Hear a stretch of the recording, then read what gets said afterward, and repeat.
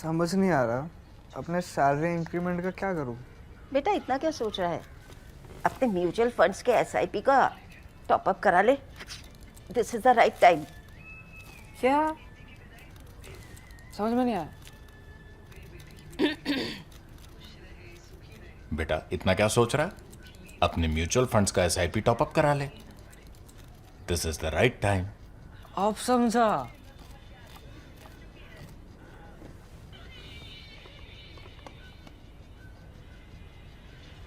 Mutual fund investments are subject to market risks.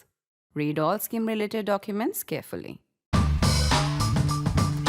In whatever has happened since April 22, that is the Pahalgam massacre, we've seen that developments have moved very, very fast. One thing that has defied explanation so far is the dramatic shift in American attitude towards Pakistan. In India, we may have focused on the larger picture. Are the Americans now rehyphenating us with Pakistan? Nobody is telling you to negotiate again with Pakistan over Kashmir. However, you can see definitely an American warmth with Pakistan. It is the same Trump who in his first term had called Pakistan, who had accused Pakistan of indulging in deceit, a country that couldn't be trusted, a country that was harboring terrorists. But you saw some changes in Trump too's attitude to Pakistan. We saw in February, for example, the lifting of the block on $397 million of aid to Pakistan towards its military program, mostly to help extend the life of its F-16s. That had been blocked in the past. Biden administration had also kept it blocked.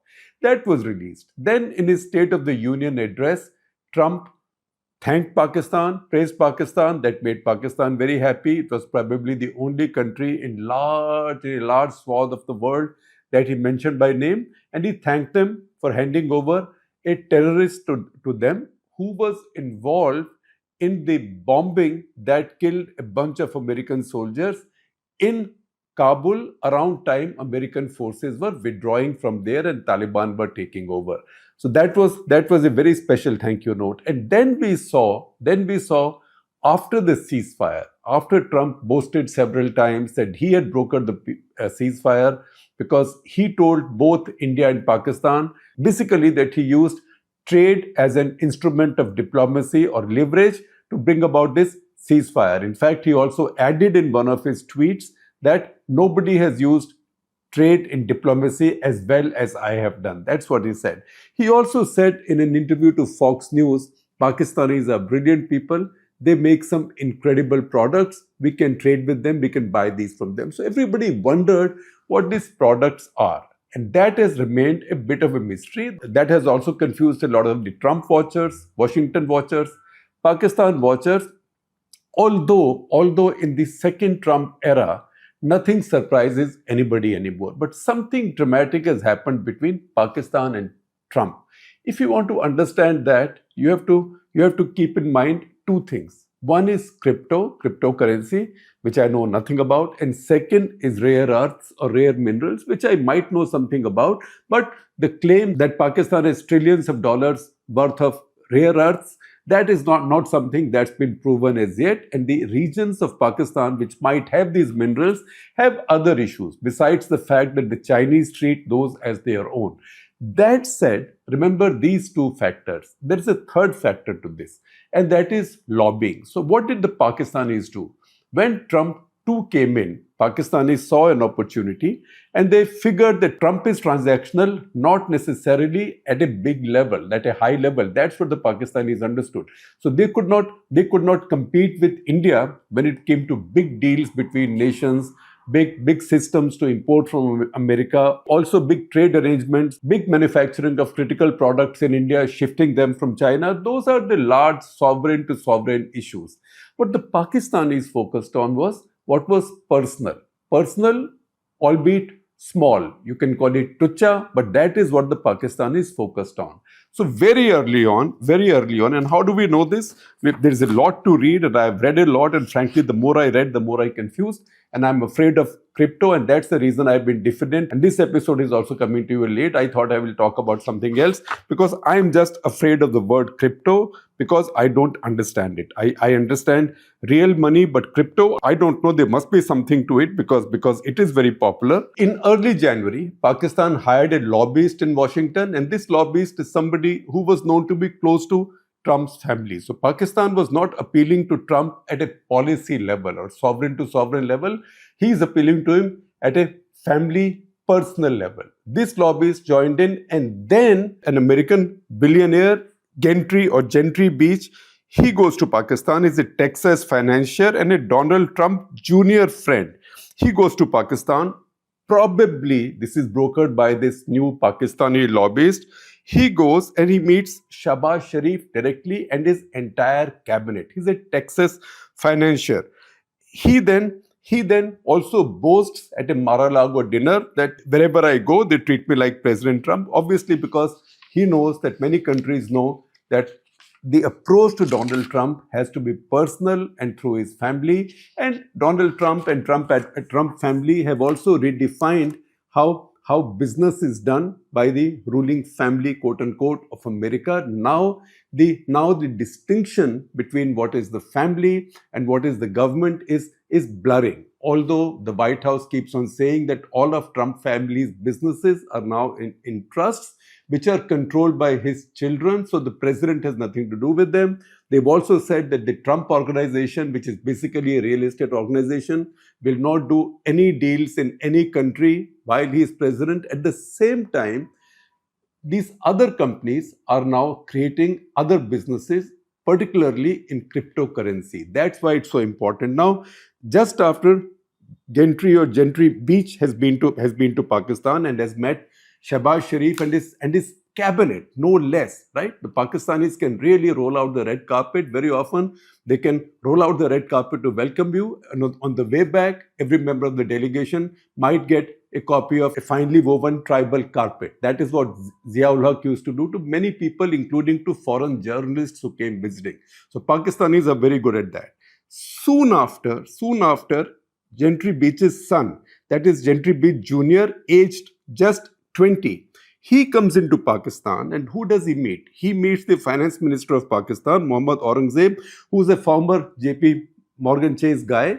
He's a smart guy. So he meets Mohammad Aurangzeb and sells him the idea of Pakistan getting involved in crypto business. And Pakistan also figures that there is an opportunity. While this is happening, a former finance minister of Pakistan is floating also in Washington, looking for business deals, looking for Trump family business deals, because Pakistanis have diagnosed this right, that the key to the new White House is through Trump family businesses. The rules of the game on conflict of interest have now changed. Gentry Beach Jr., when he came to Pakistan, he came with two representatives of a Dubai sheikh and one Russian tech executive who is the co-founder of something called Islamic Coin.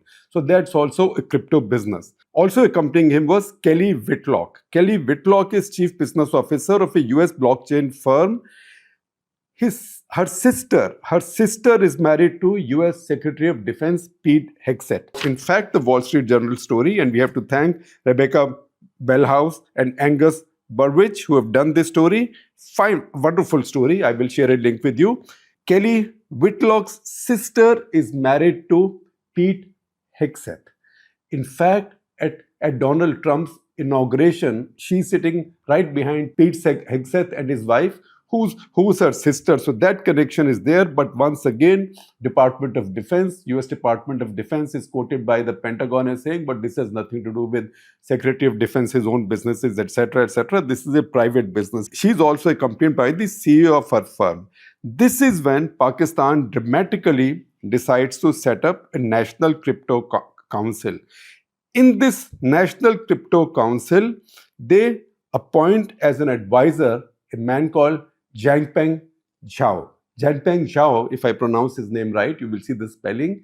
He is the founder of Binance, which is a last crypto exchange, which has been caught in much wrongdoing in the US, and where he has pleaded guilty to money laundering, etc. in 2023. He was sentenced, and even after that, he's barred from doing business. He's looking for a pardon for Trump, and Jiangpeng Zhao was banned from doing business in America. Basically, he was banned from running his exchange in America, Binance, whatever, however you want to pronounce. He's also landed up in the Trump family crypto business indirectly. How that connection works, I will tell you as we go along. It's a bit complex, but after I spent so many hours reading it, maybe it's not so complex. I've got much help from my colleague and our news editor, Janki Dave, in this. I had given up. I said, crypto, I'm not going to do this. And she came to me and she said, this is not about crypto. This is about politics, diplomacy, lobbying, and fixing,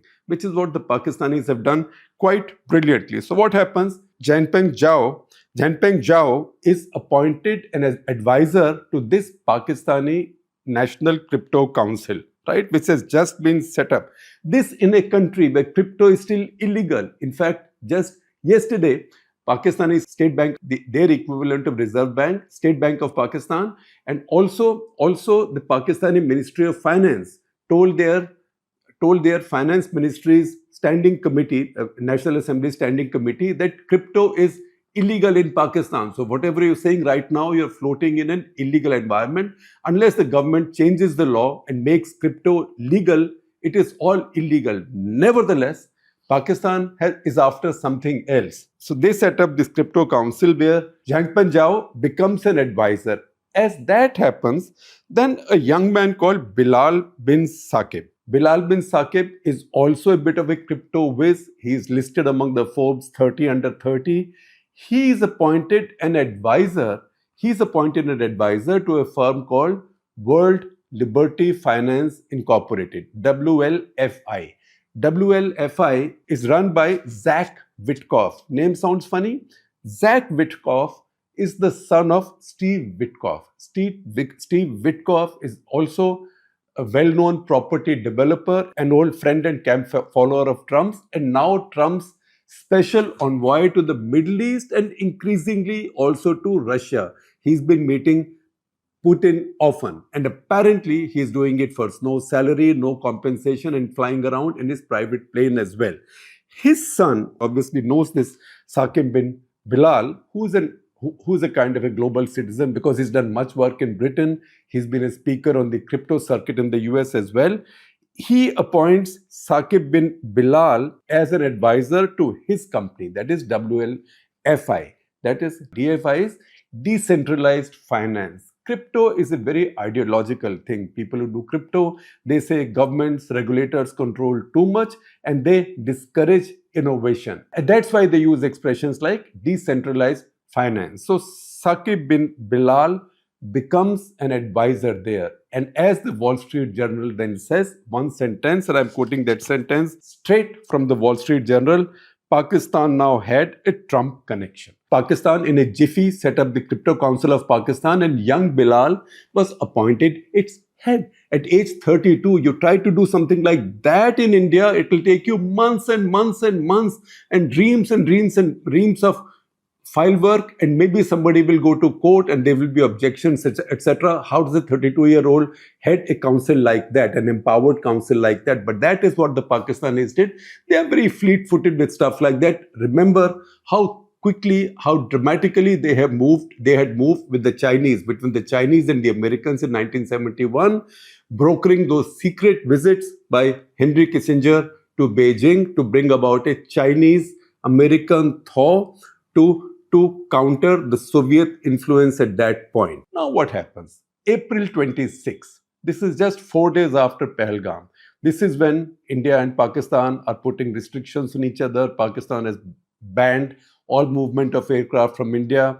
There are very few aircraft flying into Pakistan, and many people in India, particularly in the ASEAN community, tracked an aircraft coming in from the Gulf into Pakistan. It comes to Islamabad. At some point, it comes to one of our airfields in Gujarat also, probably to refuel, and it's floating there. It could be the same aircraft because April 26, in a private jet, the leadership group of WLFI leaders led by Zach Witkoff and two co-founders, they land in Islamabad. As they land in Islamabad, they are They are received by young Bilal bin Saqib. Bilal bin Saqib is also not a nobody in Pakistan.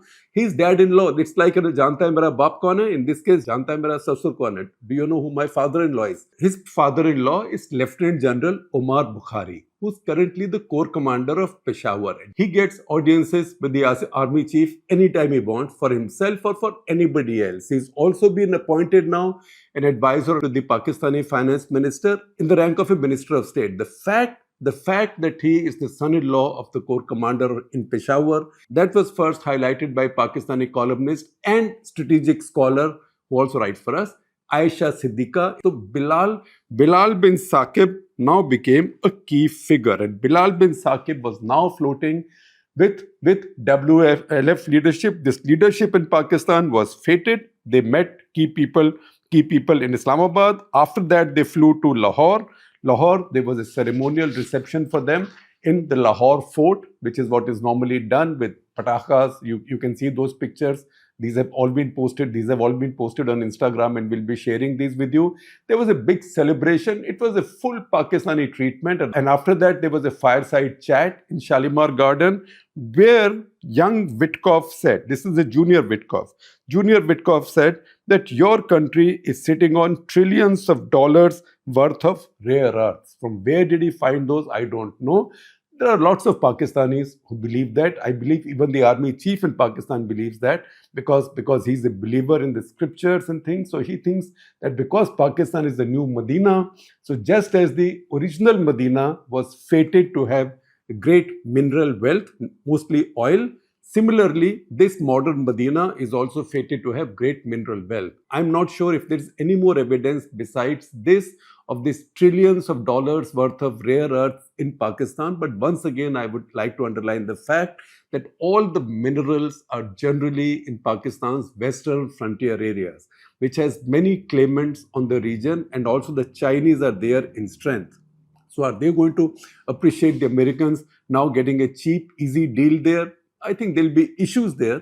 But the fact is that Pakistan has used this leverage now to inveigle their way into the Trump White House. And you can see the results of that already. In January, Pakistan hired one lobbyist. In April, they hired another set of very interesting lobbyists at $200,000 a month.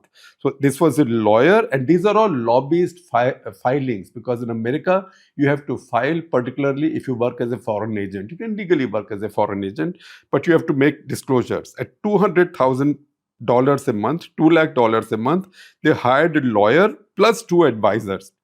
These included a former bodyguard of Trump's, man called Keith Schiller. Again, the effort was to get into Trump's family, and also Trump's organization lawyer who they hired, George Soros. This also gave them an entry into the household. Now, how regular is this and how legal is this? In America right now, there is a lot of debate because Trump is changing the rules, because he is mixing business with diplomacy, and people he is hiring to do his diplomacy and his political work are also doing his business, and in a lot of that business, his family is involved. Now, you might say, at Shekhar Gupta, you mentioned this company, WLFI. And this Steve Witkoff's son is going around making these deals. But what has it got to do with Donald Trump? The fact is that 60% of this company, WLFI, is owned by the Trump family. 60%. And Zach Witkoff is going around telling the world that when you buy into this, in fact, he has already sold this year, 550 million worth of stable coins. Now, don't ask me to define it, because I will lose my way out of my syllabus and out of my IQ levels also. But basically, what they've created is they've created USD1 like a cryptocurrency. That is valued at $1, and this is secured with assets. This is secured with assets like government securities of the same value. When it's traded on the exchange, it can acquire more value. So what they're doing is they are enticing various countries to buy into this. And as more buy into this, the value will go up. And more countries are doing it. The company WLFI does not disclose anything. All they say is, once you invest with us, all of you will get a share of the profit. So remember, 60% of that company is owned by the Trump family. So that is the connection. Now you will say that all this is happening in America. There is an opposition in America. There is the House and the Senate. There are investigative organizations. There are other institutions. What are they doing? So first of all, I've told you that American media, we have drawn from this Wall Street Journal story, and once again say thank you, Rebecca Bellhouse and Angus Burwich. But a lot of the other media has also caught on to it. And the US Senate also is active. So Richard Blumenthal, who is a Democratic senator for Connecticut, he heads a Senate Permanent Subcommittee on Investigations, or PSI, on Homeland Security. This committee has sent requisitions to WLFI for details for their deal documents. WLFI has sent them a legal reply, which is also tweeted by Zach Witkoff, basically saying there is nothing wrong, we are doing nothing wrong. And they are saying, in fact, Ulta Chor Kotwal ko daate, like the thief scolding the cough. The company rejects this false choice between innovation and oversight.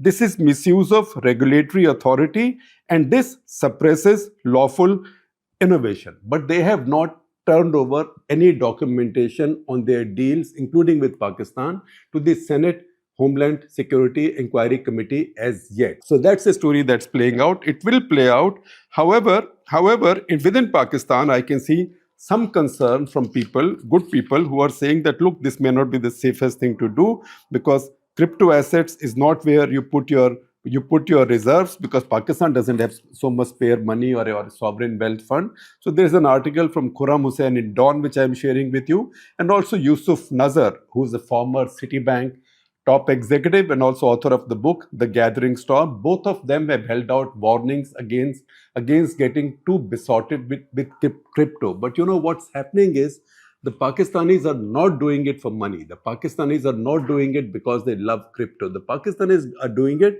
because they don't mind risking a few millions or maybe a few tens of millions of US dollars, maybe $100 million US dollars or more, if in the process they can bring about a geopolitical shift in America's view on this subcontinent. So their critics are now saying that Pakistani generals and the Pakistani establishment are geopolitically so obsessed that they are endangering Pakistan's economy. However, the fact that there is a Trump tilt towards Pakistan, a personal Trump tilt, is also a reality, and it is to be kept in the mind. I know that many of us have been mystified as to how this has happened. These stories, these details tell you how little does it take and how the subcontinent's family networks, a general, his son's access accordingly to everybody, all the high and mighty in Pakistan, and similarly a president, his son, his close friend and his special envoy, and his son, a Secretary of Defense, and his sister-in-law, all of this gets together, including a convicted crypto exchange founder, that is Jiangpeng Zhao of Binance. If all of them get together, then this incredible plot can be hatched.